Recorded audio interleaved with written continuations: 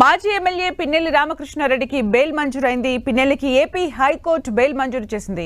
EVM ధ్వంసం, కారంపూడి ఎస్ఐపై దాడి కేసుతో పాటు నంబూరి శేషగిరిరావుపై దాడి కేసులో బెయిల్ మంజూరు చేసింది హైకోర్టు.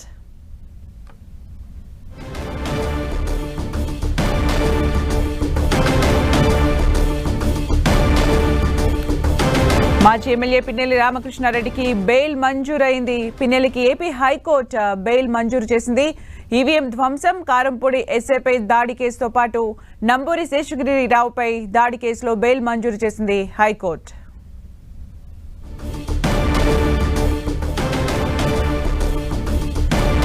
మరిన్ని అప్డేట్స్ మా ప్రతినిధి తిరుమలరావు అందిస్తారు. తిరుమలరావు. సుమిత్ర, ఎట్టకేలకు 2 నెలల తర్వాత ఎవరైతే ఉన్నారో పిల్లినేని రామకృష్ణారెడ్డికి సంబంధించి హైకోర్టు బెయిల్ మంజూరు చేయడం జరిగింది.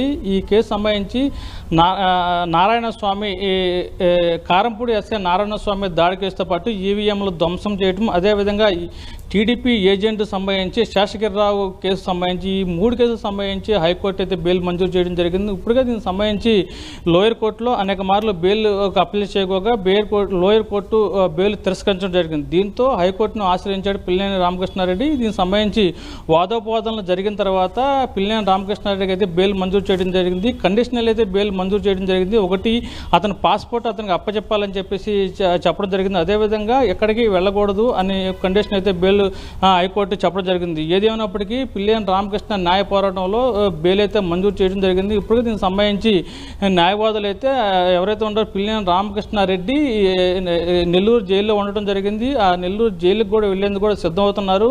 ఈ కార్యకర్తలు అయితే చాలా సంతోషం వ్యక్తం చేస్తున్నారు. పిల్లినేని రామకృష్ణారెడ్డి న్యాయ పోరాటంలో గెలిచాడు అంటూ కార్యకర్తలు సంతోషం వ్యక్తం చేయడం జరుగుతుంది.